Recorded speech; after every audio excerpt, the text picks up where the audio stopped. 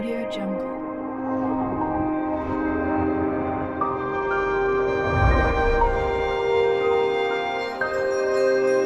Audio Jungle.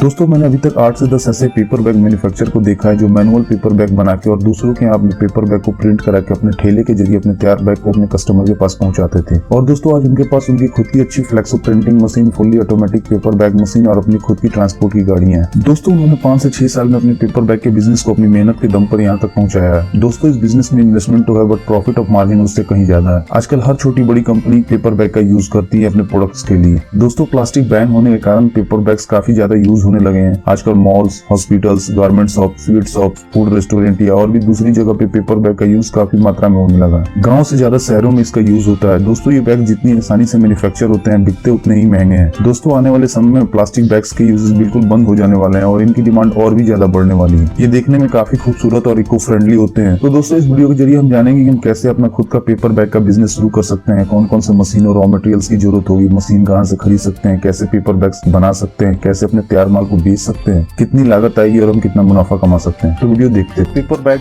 वातावरण को शुद्ध रखने में काफी सहायक है। बड़े बड़े ब्रांड भी आजकल पेपर बैग्स के इस्तेमाल को बढ़ावा दे रहे हैं। पेपर बैग्स की सबसे अच्छी बात यह है कि आराम से कहीं भी फिट हो जाते हैं। बच्चों से लेकर बूढ़ों तक सभी पेपर बैग्स का इस्तेमाल आसानी से कर सकते हैं। ये बैग्स प्लास्टिक के मुकाबले काफी बेहतर है और इन बैग्स की खासियत ये है कि इन्हें आसानी से कैरी भी किया जा सकता है। दो पेपर का रोल लगाना होता है जिसके जरिए मशीन पेपर के रोल से पेपर बैग्स बना देती है। ये मशीन सीट फैट के कंपैरिजन तेज होती है और उससे ज्यादा प्रोडक्शन देती है, बट सीट फैट से थोड़ी महंगी भी होती है। दोस्तों इन मशीन की ट्रेनिंग आप जहाँ से मशीन खरीदेंगे वहाँ से आपको मिल जाएगी, या फिर अगर आप उनसे बोलेंगे तो वो अपना एक इंजीनियर आपके पास भेज देंगे जो आपके मशीन के इंस्टॉलेशन के साथ साथ आपके ऑपरेटर को इसकी ट्रेनिंग भी दे देगा। दोस्तों इसके साथ ही साथ अगर आप प्रिंटिंग मशीन भी लगाना चाहते हैं तो आपको एक फ्लेक्सो प्रिंटिंग मशीन भी खरीदनी पड़ेगी जिसके जरिए आप अपने पेपर पे कस्टमर के डिजाइन को प्रिंट कर सकते हैं। बट बेहतर होगा दोस्तों की शुरुआत में आप प्रिंटिंग कहीं बाहर से करा ले, क्योंकि ये मशीन थोड़ी महंगी आती है और इसके लिए आपको कलर और प्रिंटिंग की अच्छी नॉलेज भी होनी चाहिए। बहुत सारे लोग ऐसा ही करते हैं। या फिर अब 2 या 3 कलर की प्रिंटिंग वाली पेपर बैग मशीन भी ले सकते हैं। ये machine normal paper bag machine से थोड़ी महंगी आती है। वैसे नॉर्मल पेपर बैग मशीन 1 घंटे में 7000 से 8000 पेपर बैग का प्रोडक्शन बड़ी आसानी से कर देती है। पेपर बैग मेकिंग मशीन के साथ साथ आपको 2-3 छोटी मशीन की और जरूरत पड़ेगी, जैसे रॉक मेकिंग मशीन जिसके जरिए आप अपने बैग्स के हैंडल बनाएंगे। उसके अलावा आईलेट मशीन और कटिंग मशीन जो बैग में आईलेट लगाने के या फिर बैग के लिए सीट्स काटने के काम में आएगी। और पेपर बैग मेकिंग मशीन के सप्लायर का लिंक मैंने डिस्क्रिप्शन में भी दे दिया। दोस्तों पेपर बैग को तैयार करने के लिए मेन जो रॉ मटेरियल होता है वो क्राफ्ट पेपर ही होता है, व्हाइट क्राफ्ट और ब्राउन क्राफ्ट। आप पेपर की सीड्स या फिर पेपर के रोल खरीद सकते हैं। पेपर का प्राइस उसके जीएसएम के अनुसार बढ़ता और कम होता रहता है। पेपर बैग के लिए नॉर्मली 100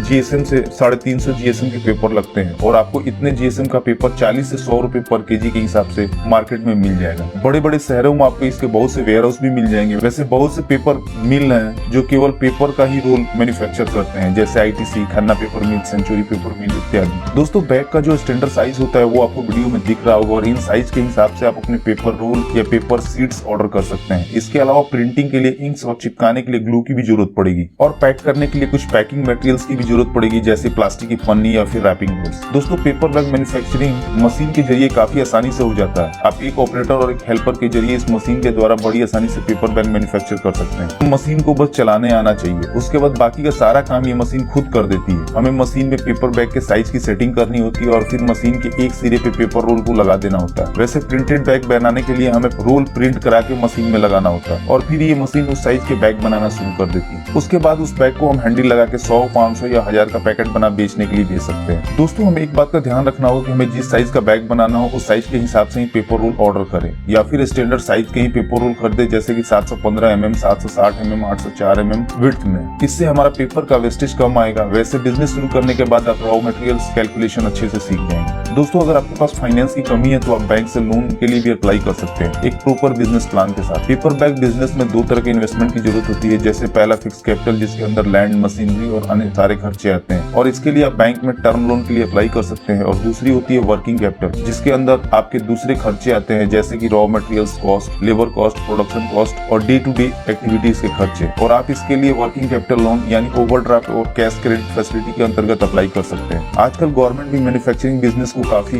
बढ़ावा दे रही है, इसलिए सरकार द्वारा चलाई जा रही योजनाओं के अंतर्गत आप लोन के लिए भी अप्लाई कर लोन पा सकते हैं। दोस्तों, आपको अपने प्रोडक्ट की मार्केटिंग करना बहुत जरूरी होता है। इसके लिए आप एक काम ये भी कर सकते हैं, कोई एक आदमी सिर्फ मार्केटिंग का काम संभाले और अलग अलग जगहों पे जैसे कि मॉल्स, बेकरी शॉप, चप्पल shop, general store, retail outlet, garment shop या फिर होटल रेस्टोरेंट में घूम घूम के आप पेपर बैग की क्वालिटी का प्रचार करें। साथ